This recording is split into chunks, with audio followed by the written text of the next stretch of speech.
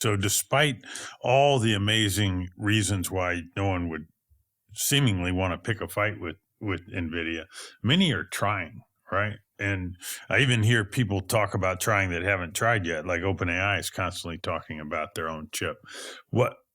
How are these other players doing? Like, how would you handicap? Let's start with AMD, just because they're a standalone company, and then we'll go to some of the internal programs. Yeah, so AMD is competing well because silicon engineering wise, they're amazing, right?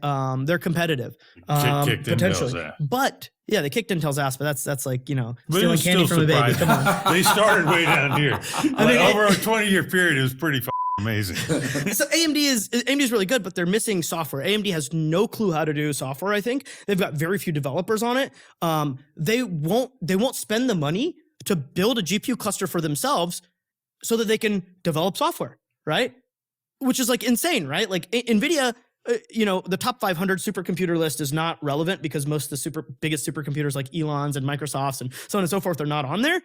But Nvidia has multiple supercomputers on the top 500 supercomputer list, and they use them fully internally to develop software, network software, whether it be network software, compute software, inference software, all these things. Test all these changes they make, and then roll out pushes. Where if XAI is mad because of software is not working, Nvidia will push it the next day or 2 days later, like clockwork, right? Because there's tons of things that break constantly when you're training models. Right.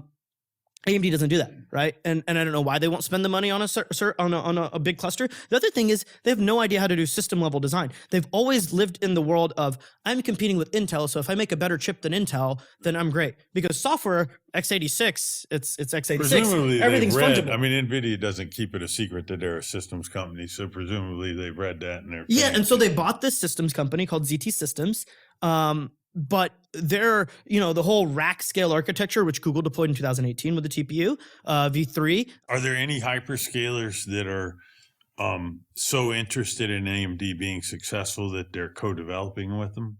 So the hyperscalers all have their own custom silicon efforts, but they also are helping AMD a lot in different ways, right? So Meta and Microsoft are helping them with software. Right? Not enough that like AMD is like caught up or anything close to it.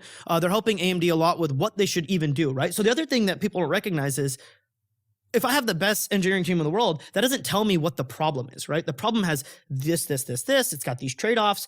AMD doesn't know software development. It doesn't know model development. It doesn't know what inference economics look like. And so how do they know what trade-offs to make? Do I push this lever on the chip a bit harder, which then makes me have to back off on this? Or what exactly do I do, right? But the hyperscalers are helping, but not enough that AMD is on the same timelines as NVIDIA. How successful will AMD be in the next year on AI revenue, and what kind of sockets might they succeed in? Yes, I think they'll have a lot less success with Microsoft than they did this year, and they'll have less success than they did with Meta than they did this year.